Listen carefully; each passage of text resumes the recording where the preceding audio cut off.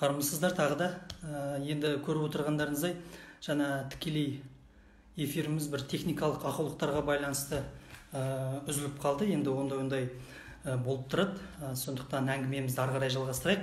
Жаңа айтқандай, әлемдік статистиканы көретін болсаңыздар, сіздерге ұсынар сайтым ол worldmeterinfo/коронавирус деген сайт. Ол жерден жалпы әлемдік статистиканы көріп отырасыздар, қанша адам ауырды, қаншасы жазылды, жалпы осы індеттен қайтыс болғандар саны қанша, соның бәрі нақты уақытында дер кезінде жарияланып тұр. Қазіргі таңда ақш, Испания, Италия елдері өте бір сондай індетті көп өршіткен елдер қатарында. Оның ішінде енді біздің түркі елдерінің ішінде Түркия елі бар, қазір 9-шы орында ма, солай ғой деймін. Жалпы біздің елде де қал-ахуал қазір кішкене бір қалыпты жағдайға түскен сияқты. Осы 3-4 күннің көлемінде Астана және де Алматы қалаларында індет жұқтыру саны азайып еді. Бірақ өкінішке орай соңғы 1-2 күнде қайтадан көбейіп отыр енді. Сондықтан барлықтарыңызды сол екі сайтқа міндетті түрде назар аударып отырғандарыңызды қалаймын. Өйткені фейк ақпараттан аулақ боласыздар, және де ресми ақпараттарды шынайы, жедел, ресми түрде көріп отыратын боласыздар. Енді тікелей тақырыбымызға көшейік. Бүгін біздің басты тақырып бізде ол мынау тақырыптық және салалық сайттарға аудитория қалыптастыру, жалпы контент сапасын арттыру сияқты жұмыстарды қалай жолға алу керек, қалай жүйелеу керек. Мысалы, сол жайында өзімнің тәжірибемнен біраз бөлісіп сіздерге әңгіме өрбітетін боламыз. Жалпы салалық сайттар деген кезде, тақырыптық сайттар деген кезде бізде соңғы осы бір 4-5 жылдың көлемінде осы тақырыптық салалық сайттар жақсы қарқында дамып келе жатыр.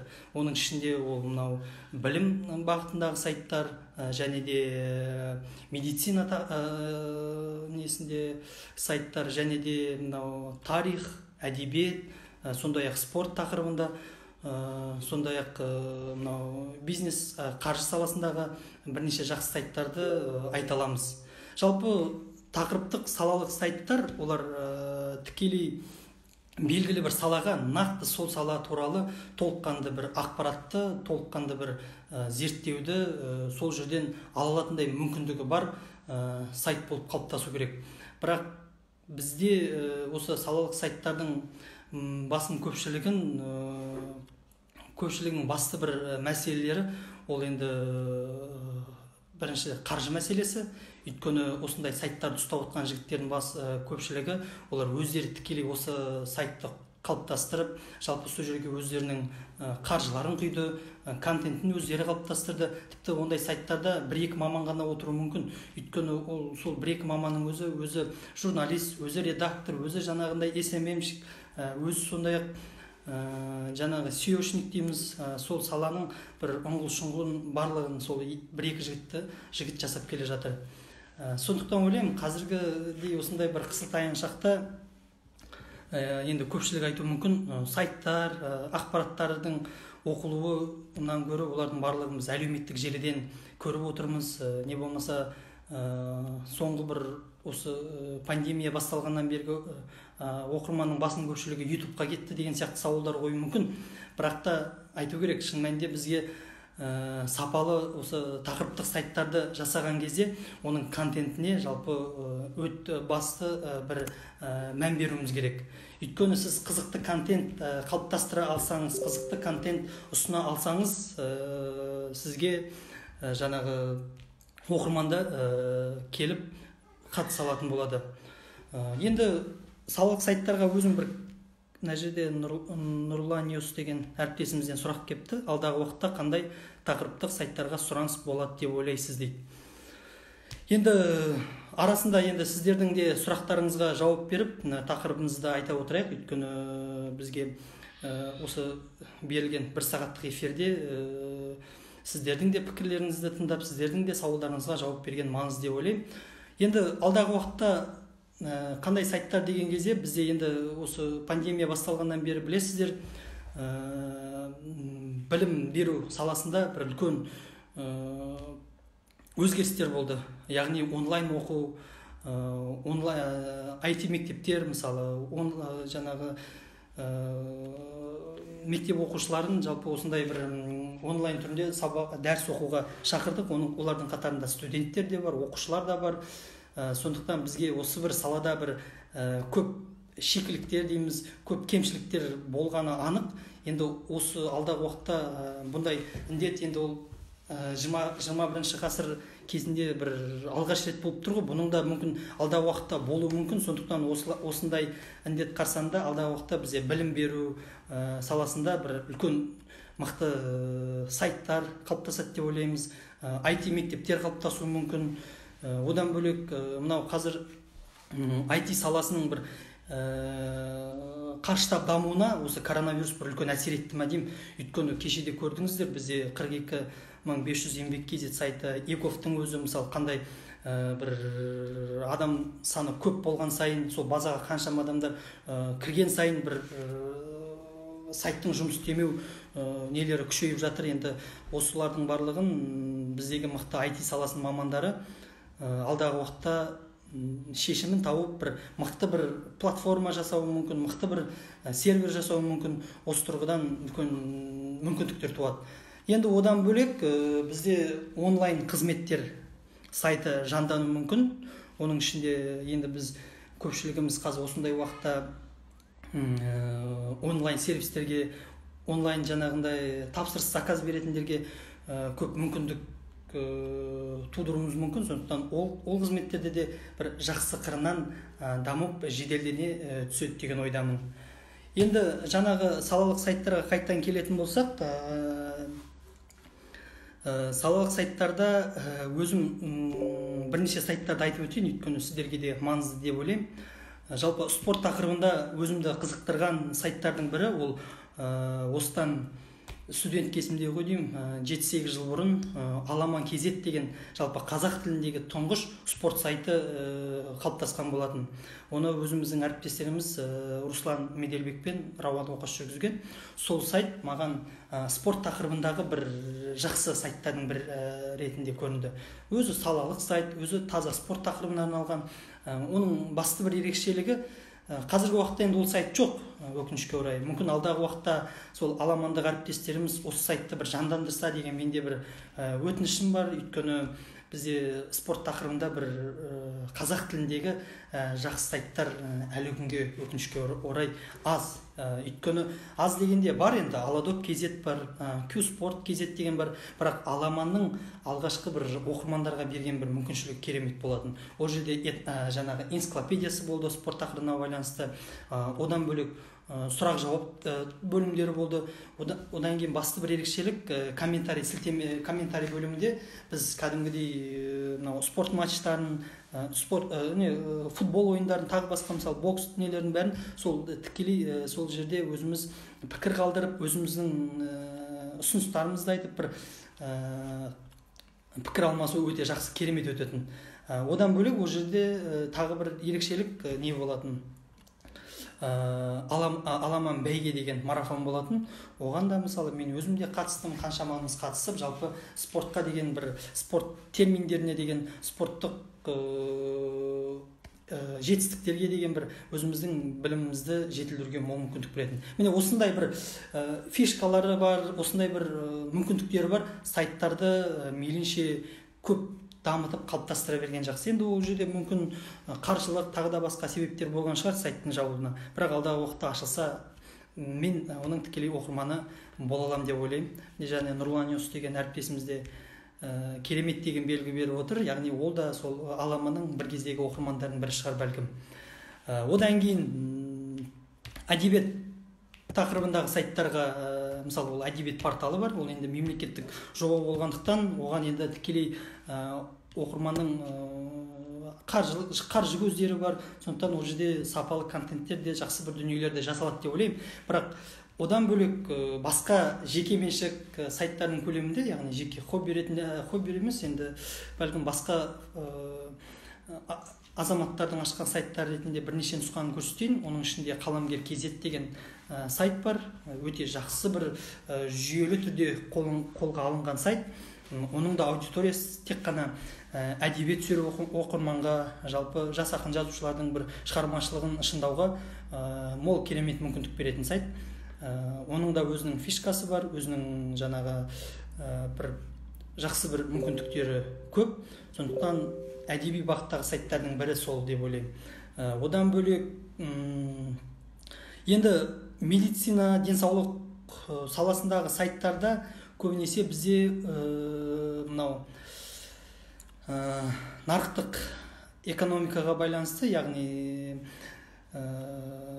пайда табу мақсатында бір денсаулық саласында бір халыққа бір пайда беретіндей, бір халықтың бір өзінің сұранысын қанағаттандыра алатындай, бір өзінің жаңағы осы ауру туралы білейін, не болмаса осы бір дәрі-дәрмек туралы білейін деген бір жалпы қоғамдық танымдық сайт өкінішке орай ондай жоқ. Мүмкін бәлкім бар да шығар, әлі менің өзіме ол көріне қойған жоқ. Сондықтан ойлаймын, алдағы уақытта бәлкім сіздерді тақырыптық сайт қызықтыратын болса, салалық сайт, денсаулық сақтау саласында керемет бір жобаны жүзеге асырсаңыздар болады. Өйткені біз оны осы қазіргі пандемия кезінде, яғни осы бір індет күшейген кезде бізге осындай бір салалық сайттың қажеттілігін, маңыздылығын көріп отырмыз. Алдағы уақытта сіздер бәлкім осындай бір сайтты қолға алуларыңызға мүмкіндік бар деп ойлаймын. Бізде енді жаңағы айтқандай медицина және денсаулық саласындағы сайттар көбінесе онлайн дәрі-дәрмек сататын дүкендер, мысалы солардың жаңағы компаниялы желілерінің ғана сайттары. Ол жерден тек сіз дәрі-дәрмектің қалай қолданылу керек, немесе дәрі-дәрмектің бағасы, оны қайдан сатып алу керек, адресі, мекен-жайы, сол туралы ғана аласыз. Ал нақты бір өзіңіздің бір денсаулығыңызға бір ойлайтындай мүмкіндікті бұл жерден алу мүмкін емес. Сондықтан алдағы уақытта осы бір денсаулық сақтау саласында бір жақсы сайттар жасалса. Енді қаржы бизнес саласында атамекен инбизнес KZ деген сайт бар. Қазіргі уақытта оның телеарнасы да ашылды. Бұл да тікелей үлкен қаржы көзі бар. Сосын штаттық құрылымы кен, үлкен компания, бұл айтқан компаниялық сайт. Сондықтан оның да қаржы саласында, жалпы нарық бизнес саласында керемет материалдарды ұсынып бере алады. Одан бөлек жеті күн KZ деген бар. Осы қаржы бизнес саласында жақсы бір жұмыс жасап келе жатқан сайттардың бірі. Енді одан бөлек өзіме тағы бір ұнаған сайт, өзіміздің Ерлан Бекенов деген әріптесіміз, блогер әріптесіміз бар, соның Киностан деген сайты бар. Жалпы Киностан деген кезде біз осы қазіргі уақытта қаншама оқырман әлеуметтік желіде болсын, киноларды бөлісіп, кино туралы бір ақпараттар білгісі келіп, қызықтырып жатқаны анық. Мен осыған сіздерге бір кино саласындағы бір жақсы сайттардың бірі, таза қазақ тілінде сараптамалық, ішінде кинолар туралы рецензия жазып бере алатындай, ол Киностан KZ деген сайт. Қазіргі уақытта ол алғаш осыдан бір 5-6 жыл бұрын ашылған кезде жақсы жүргізілген, керемет кинолардың, елімізде жүретін кино прокаттар туралы алдымен ақпараттар беріп, кейін солардың кино желісі туралы сараптамалық материалдар ұсынатын. Тағы бір ерекшелігі, ол жерде блог тұғырнамасы болды ғой деймін, білуімше. Ол жерде әркім өзінің осы киноға қатысты дүниелерін айтып, жазып, пікір білдіре алатын.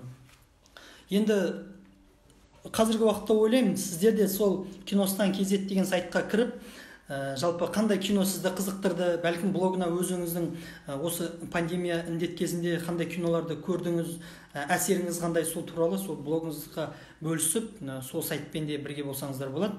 Бұл таза қазақ тіліндегі кино саласына арналған тақырыптық сайт.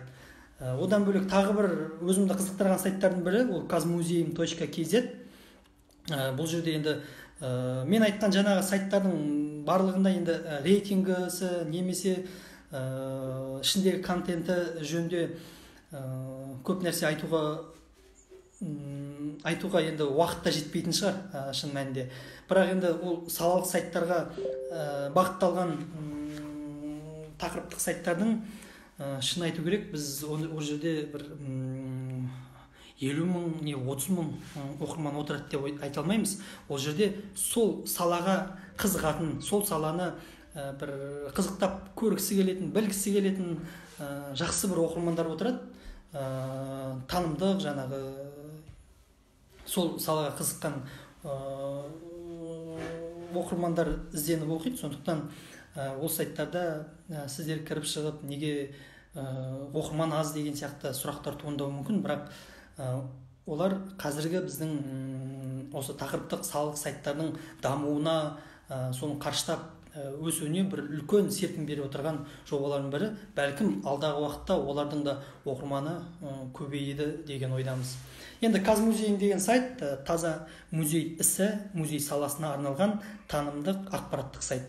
Бұл жерде елімізде білесіздер, 100-ден астам музей мұражайлары бар. Мысалы, солардың сала мамандарына арналған, жалпы музей саласындағы болып жатқан жетістіктер, музей саласындағы ғылыми танымдық зерттеулер мысалы ашылып жатқан, соларды қамтиды. Одан бөлек сіз мысалы көптеген музейлерге баруға қолыңыз тимеуі мүмкін, уақытыңыз жетпеуі мүмкін, немесе сізді жаңағы жайықтағы, Оралдағы музейлер қызықтыруы мүмкін. Сізге ол баратын уақыт жоқ, сондықтан сіз оларды виртуалды түрде саяхат жасап, сол музейлердің бір тыныс-тіршілік туралы білгіңіз келсе, сол Казмузейн KZ сайтынан көріп бір аласыз. Тамаша сайт. Жалпы өзім осы салаға қызыққаннан кейін, осы салаларда мен сол сайттың тұрақты оқырмандарының бірімін деп айта аламын. Енді салалық сайттарға туралы айттық. Енді бір ерекшелік, бұндай салалық тақырыптық сайттарға журналистер, жалпы әріптестеріміздің мамандануы қандай деген сияқты ой пікірді тоже айта кетейік. Бұл жерде шын айту керек, мынау батыс Европада болсын, немесе Америкада болсын, осындай салалық тақырыптық бағытқа маманданған журналистерге деген сұраныс ол жақтарда өте керемет, өте көп. Өйткені ол жақтарға белгілі бір салаға бағытталған журналистерге арнайы журналист тапсырмасы дейді, тапсырма беріледі, арнайы бір жоба арнайы тапсырылып беріледі. Соны сол адам мүмкіндігінше мейлінше жеткізуге тырыса алады. Сондықтан бізге алдағы уақытта да елімізде де бір белгілі бір салаға маманданған журналистердің көптеп қалыптасуы ол бізге жақсы бір үрдіс деп ойлаймын. Өйткені бізде кеңес үкіметі тұсынан бері қаншама мынау контенттер дейміз ғой. Енді жалпы кез келген сайтты ашқан кезге оған басты нәрсе ол контент. Сол жердегі контентті сіз оқырманға қалай ұсына аласыз. Бізде жаңағы кез келген, жоғарыда айттым ғой, білім саласы болсын, медицина саласы болсын, тіпті тарих болсын, әдебиет болсын, сол салаларға қызықсаңыз, бізде контент деген өте көп. Тіпті кітаптар, оқулықтар да жетеді. Тек сол онлайндағы, офлайндағы дүниелердің барлығын сіз алып онлайнға көшіретін болсаңыз, содан сол берілген тематикаларды немесе жаңағы офлайндағы кез келген білім ресурстарын немесе жаңағы мақалаларды сіз оқырманға бір тиісті сатымен жеткізе алсаңыз, яғни подача дейміз ғой, оқырманға керемет қылып ұсына алсаңыз, ол нұр үстіне нұр болады. Сондықтан бізде ондай контенттер өте көп. Бізде қаншама кітаптар шықты. Қазір елімізде кітаптар желісінің электронды версиялары да бар, одан бөлек PDF форматтары да бар. Ондағы дүниелердің барлығы, мен ойлаймын, әлі күнге дейін осы сайттардың барлығына ол түскен жоқ. Өйткені біз қазіргі таңда шын айту керек, бізге қазақ тілді контенттердің сол интернет базасында, мынау іздеу жүйелерінде көп болып қалыптасқаны ол жақсы. Өйткені біз әлі қазіргі уақытта бір осы салада кенже қалып келе жатырмыз. Өйткені көп қазір мынау Google жүйесінде іздесеңіз, көп материалдардың, контенттердің шоғыры ол Википедия деген контент бар Википедия. Сол Википедияда қаншама материалдар шоғырланған, тіпті оның өзі аздық етеді. Соны ары қарай толықтыруға біз бар, сіз бар, барлығымыз әлі күнге жұмыс жасай беруіміз керек. Өйткені бізде шын айту керек, кез келген оқырман қазір іздеу жүйесінен кез келген тақырыпты іздеп қалады. Оның бір сол тақырыпқа қатысты шынайы дүниелер, шынайы ақпараттар, немесе сол кітаптағы бар дүниелер контентте тұрса, ол жалпы болашақ жастар үшін де, өзіміз үшін де, жалпы өзіміздің сауаттылығымыз үшін де мейлінше мол пайдасы бар деп ойлаймын. Мына жерде тағы бір сауал келіпті бізге. Назира Мелс дейді: білім беру курстарын бастау үшін қандай платформаны пайдаланған жөн? Тұрақты және ыңғайлы платформаны ұсына аласыз ба дейді. Сауалыңыз жақсы сұрақ, бірақ мен тағы да өзім таныстыра кетейін. Өзім Қазақстан тарихи интернет жобасының бас редакторымын, журналист. Бірақ осы сұрақтарды, осы сауалыңызды мен IT саласындағы мамандарға ұсынып көрейін. Өйткені шын мәнінде бізде қазіргі уақытта білім платформасында бір жақсы бір серверлердің өзі осы бір қиын-қыстау кезеңдерде табыла қойған жоқ. Өйткені бізде білім беру ресурсына байланысты қаншама сайттар бар, тіпті олардың жұмыстары оқушыларға немесе оқырманға қатты бір жете қойған жоқ. Өйткені біз бұл нәрсеге былайша айтқан кезде біз дайын болмадық. Қазіргі уақытта енді мынау Білімленд деген білім беру онлайн мектебі бар, мысалы. Сосын кейін күнделік кезет, одан кейін Дарын онлайн деген онлайн білім беру ресурстары бар. Олар осы нәрселерді бір алдағы уақытта қолға алып, мүмкін барлығы бірігіп па, әлде білім және ғылым министрлігімен бірігіп бір жақсы бір платформа ойластырады деген ойдамын. Өйткені біз шын айтқанда бұндай онлайн оқуға немесе онлайн дәріс беруге біздің енді қалай айтсақ, интернет сайттарымызда, тіпті мұғалімдерімізде, тіпті біздің осы саладағы білікті мамандарымызда бұған қатты бір кезінде бас ауыртқан жоқ. Сондықтан бұл нәрсе бізге қазіргі уақытта қажет болғандықтан бұл нәрселер маңызды деп ойлаймын. Бірақ алдағы уақытта жақсы бір IT мамандары осы нәрсені жүзеге асырады деген ойдамын. Әсіресе айтқым келетіні осы Дарын онлайнның жігіттері, ол жерде мен өзім білетін жақта IT саласының мамандары отыр. Жақсы дизайнерлер бар. Олар осы мүмкіндікті зерттеп, толыққанды бір жауап бере алады деп ойлаймын. Олар жақсы бір онлайн дәріс беретін, онлайн оқитын жүйені қолға алу керек. Бірақ бұл жерде айта кету керек, бір ғана компания немесе бір ғана бір екі-үш нәрселер, екі-үш жаңағы серверлер қажет емес. Екі-үш серверлерден де бөлек қаншама серверлер, қаншама сайттар қажет. Өйткені тіпті осы нәрсені ойлаймын мен, алдағы уақытта әрбір облыстың білім басқармасы бар. Солардың қасынан осы әрбір облыс өзіне қажетті бір онлайн платформа жасап алу керек. Онлайн түрде дәріс беретін, сабақ беретін, және де оқушылармен, ауыл аймақтағы оқушылармен қарым-қатынас жасайтындай мүмкіндікті әрбір облыс өзі мүмкіндігінше қолға алу керек. Онлайн курстар жайлы сұрақ дейді. Онлайн курстар жайлы сұрақтар болса қоя беріңіздер, міндетті түрде. Сосын тағы қандай темаларға кеттік? Сосын бізде жаңа айттым ғой, көптеген сабақтар, жаңа көптеген дәрістердің басым көпшілігі бізде интернетте, Google'да іздесеңіз көп жерлерден шығады. Көп жерлерден. Тіпті олардың серверлері қауіпсіздік несіне бекітілмеген қаншама сайттарда бар. Тіпті ондай бір сайттың өзіне бір зерттеу жасап, ол сайт қай жылы ашылды, сондай нелерге бір ақпараттық тұрғыдан бір өзіңіздің сауаттылығыңызды көрсетіп, оның байланыс телефондарын барлығын қарасаңыздар. Өйткені біз айтып отырмын ғой, көптеген контенттерді білім беру ресурсына топтастырып салып тастаған материалдар жетеді. ал ресми жаңағы нақты бір белгілі бір ұйымдармен, жаңағы білім және ғылым министрліктерімен немесе бір ғылым комитеттерімен жұмыс жасайтын сайттарды әзірше сіздер қолдана тұрсаңыздар деген менің өз ұсынысым бар.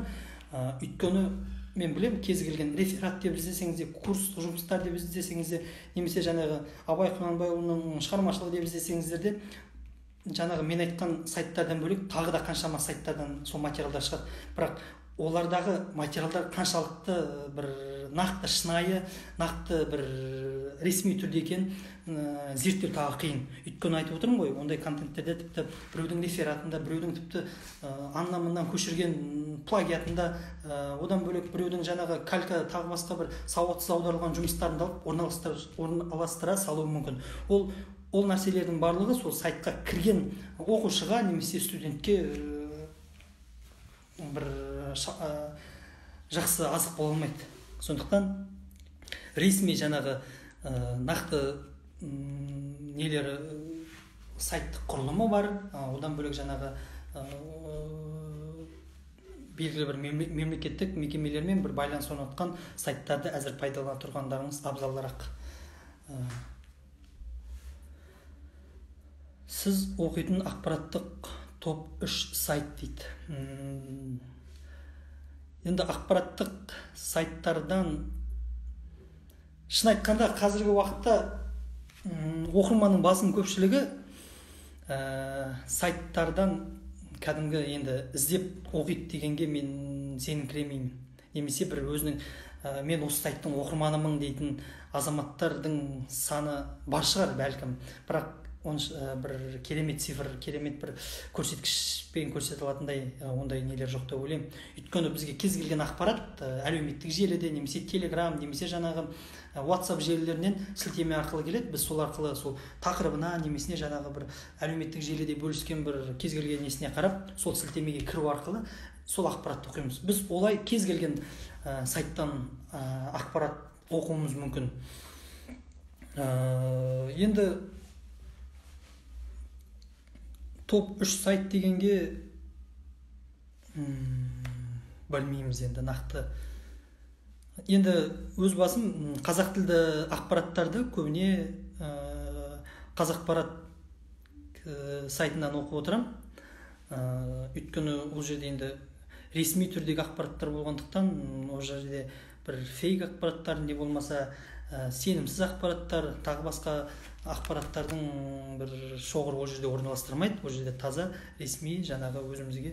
Ал енді бір қызықты контент оқиын десем, немесе қызықты бір өзімді қызықтырған сауалдарды оқимын десем, оны мүмкін Google-дан іздеймін. Google-ға сол дүниемді жазам. Сол Google-дың алғашқы 3 сайтына назар аударам. Google-дан іздейсіз ол кез келген тақырыпты. Сол кезде сізге мысалы Қазақстан, мысалы Шыңғыс хан заманындағы,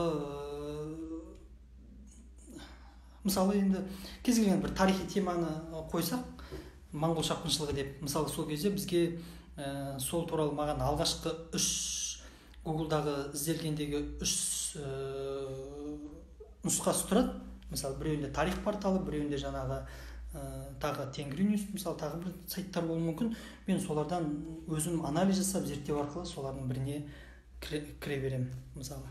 Бірақ бізге шын айту керек, ақпарат сілтемелер арқылы немесе жаңа әлеуметтік желі арқылы келіп отырады, сол арқылы кіріп оқимыз. Ал қазіргі таңда тіпті біз бұрын айтушы едік, әлеуметтік интернет сайттар, ақпараттық агенттіктердің материалдары бір оқымды, бір жақсы көрсеткіш деп, өйткені мынау дәстүрлі бақтардан қарағанда олар жылдамырақ оқылады деп.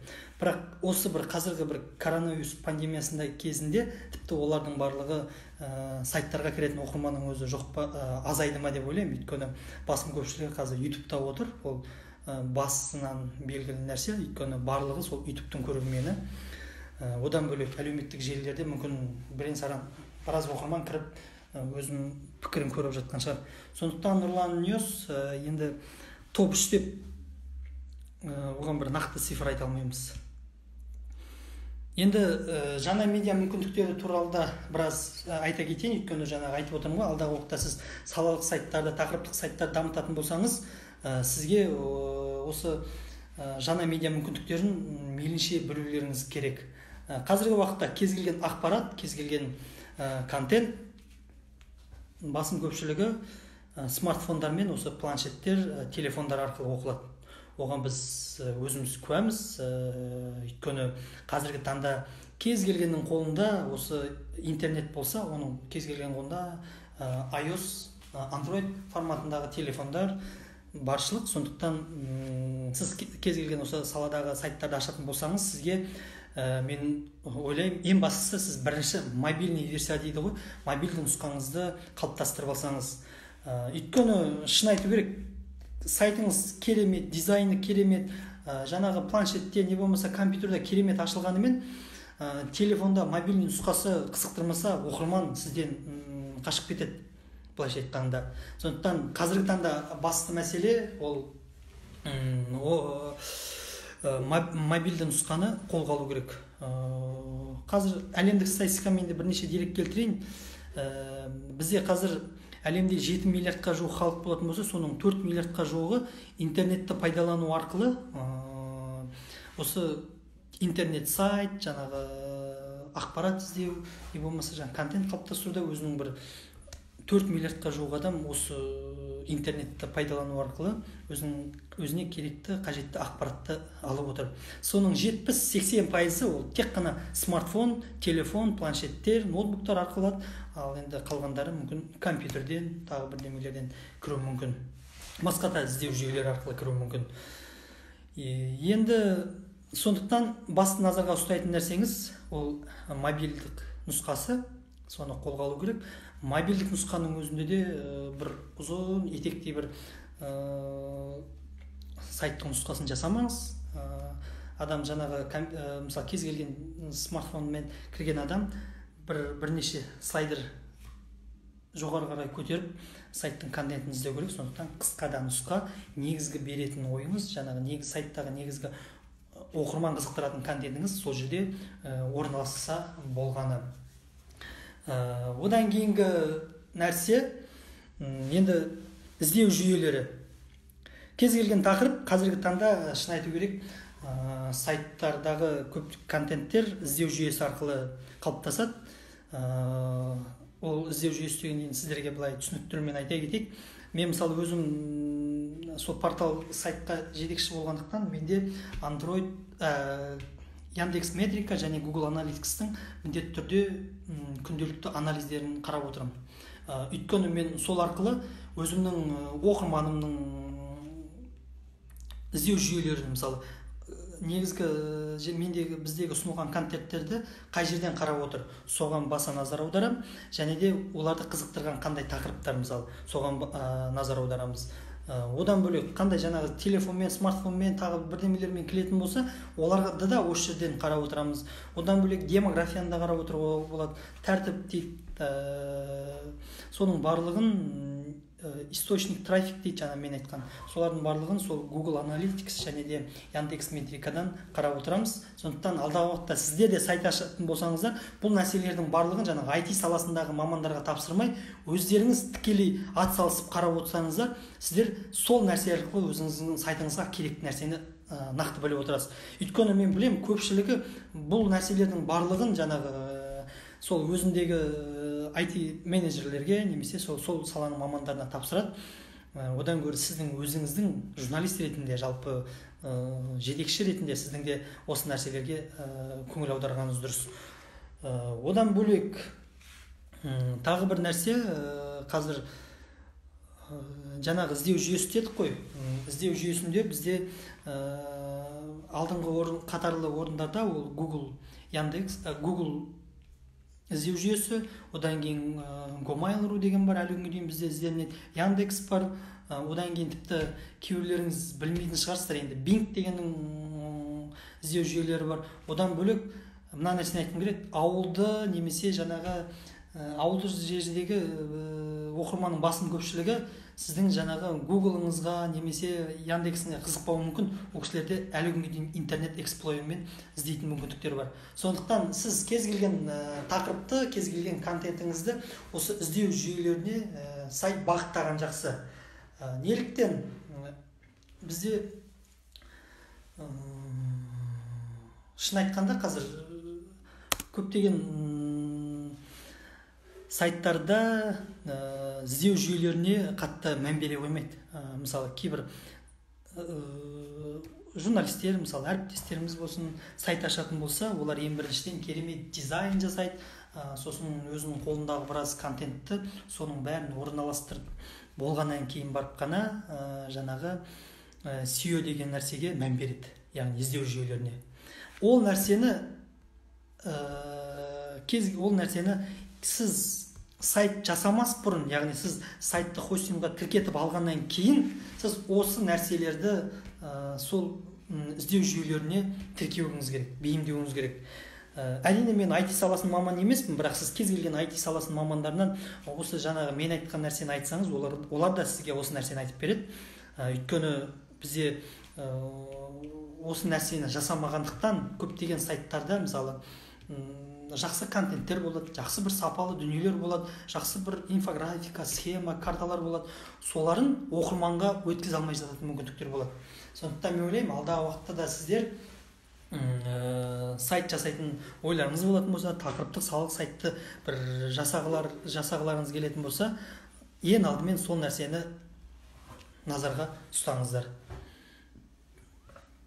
Одан бөлек мына жерде тағы да Нұрлан Ньюс деген, сондай-ақ айта кету керек, бізге осы медиа дамыту қоры жақсы сауал қойып, бізбен бірге бір қарым-қатынаста отырған азаматтарға осы онлайн кітаптың сілтемелерін беретін болады. Сондықтан солардың бір ретінде Нұрлан Ньюсқа да мен сол сілтемелердің бірін береміз, өйткені ол жерде маңызды сіз оқитын, жалпы осы журналистика саласына қатысты жақсы бір құнды кітаптардың мүмкіндіктері бар. Соны сізге де береміз, өйткені сауал қойып, белсенділік танытып отырсыз. Сондықтан бұл сілтемелердің барлығын медиа дамыту қорының ұсынатын болады. Нұрлан Ньюстың сұрағы: қазір YouTube көретін жастар көп дейді. Сайт оқырмандарының көпшілігі соған кетіп жатқан жоқ па? Әрине, енді жаңа да осы мәселе жөнінде айттым ғой. Бізде жалпы мынандай бір статистика бар.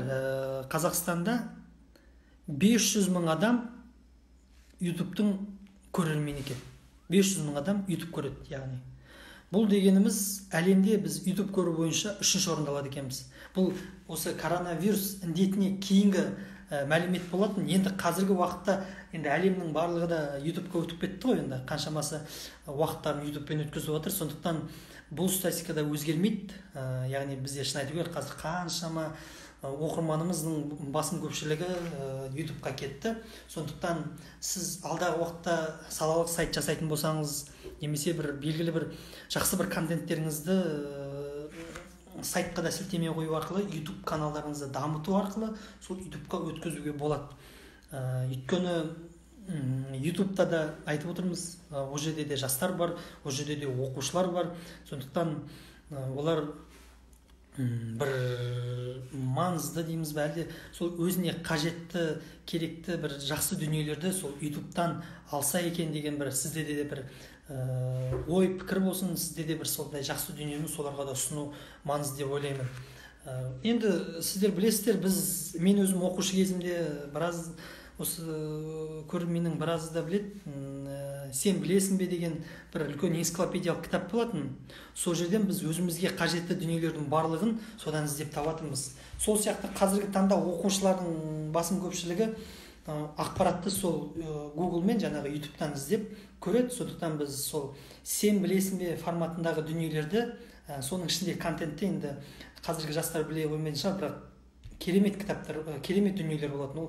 Ол жерде географияға байланысты, ол жерде тарихқа байланысты, әдебиет, өнер, кез келген салаға байланысты үлкен бір кітап болатын. 3 томдық қой деймін, ұмытпасам, сол 3 томнан тұратын. Мен өзім соны жаттап өстім, соны оқып өстім. Сол арқылы өзімнің бір шынайы білім қабілетімді өсірдім деп айта аламын. Сондықтан сол дүниені алға қойған жақсы. Енді осы сұрақтан да туындап отыр ғой, мен ойлаймын, алдағы уақытта бір салалық сайттарды жасаған кезде бір керемет Қазақстанда бір гуманитарлық проект болса деп ойлаймын. Ресейдің Арзамас деген сайтын көрсеңіз, сосын кейін академия бірдеме, ой қалайды, арзамас, сол форматта олар бір керемет гуманитарлық бағытта керемет жасалған сайттар. Бізде өкінішке орай ондай бағыттағы сайттар қазіргі уақытта жоқ. Бар, ол тек қана гуманитарлық бағыт десе, тек қана тарихқа, не әдебиетке, не жаңағы білім беруге ғана бағытталған. Біз солардың барлығын жинастырып, солардың барлығы бір жүйеленген жоба жасасақ, ол бәлкім керемет дүние болады. Ол жерде жаңағы оқушыларға қажетті дүние, ол жерде де жастарға қажетті дүние, ол жерде тіпті біздің кейінгі осы 40, 50, 60 жастағы оқырмандарымызға да қажетті дүниелерге сол жерге орналастырсақ, тарихы да болсын, ол жерде әдебиеті де болсын, географиясы да болсын. Тіпті барлығымызды мектеп кезінде география қатты қызықтырды ғой. Неге біз сондай географияға байланысты бір жақсы дүниелер жасамасқа? Сондықтан осы нәрсені де сіздер ойларыңызда ұстасаңыздар, бәлкім алдағы уақытта жақсы бір дүниелер ұсынуыңыз мүмкін. Мультимедийный лонгриди дейді, Жанель Искакова. Өте қазір шынымен де оқырманға мультимедиалық лонгридтерді өте маңызды деп ойлаймын. Лонгридті шын айту керек, лонгридті ізденетінде, лонгридті оқитында оқырман ол өте ізденімпаз, немесе сол тақырыбына қызықтырған оқырман ізденеді. Сондықтан лонгридті берген күннің өзінде біз ол жерге тек қана етектей бір мәтін ғана емес, бір қызықты инфографикалар, схемалар, карталар, тіпті видеолар, аудио звуктар соңғы уақытта қосылып отыр ғой, подкаст дейді. Солардың барлығын бір лонгридтің жүйесіне әкеліп орналастыратын болсақ, ондай лонгридтік тақырыптар жақсы өтеді оқырманға. Өйткені лонгрид, мысалы Қазақстан, бір ғана мысал айтайын, Қазақстан темір жолына 100 жыл деген лонгрид жасайтын болсақ, яғни сіз осыдан 100 жыл бұрынғы тарих пен бүгінгі тарихқа дейінгі кезеңді алып келу арқылы, одан кейін тіпті бұл жерге сіз қазір небір дизайнерлік немесе жаңа медиа мүмкіндіктерін мейлінше көп қолданып орналастыратын болсаңыз, ол жерде ойлаймын, жаңағы оқырманды бір қызықтыра алуыңыз мүмкін. Ол оқырманнан бөлек лонгридті жеке сайтыңызға сол бір керемет өтімді лонгрид болатын болса, жеке доменмен қосуға да болады. Мысалы, біз өзіміз Қазақстан тарих порталында Семей 25, Невада Семей 25 деген лонгридтік жоба жасадық. Соны сілтеме арқылы кіріп көрсеңіздер де болады. Сол сайтымыздың бір поддомен ретінде сақталып қалды. Осындай дүниелерді көп жасауға да болады, лонгридтар. Енді одан бөлек, біздің уақытпен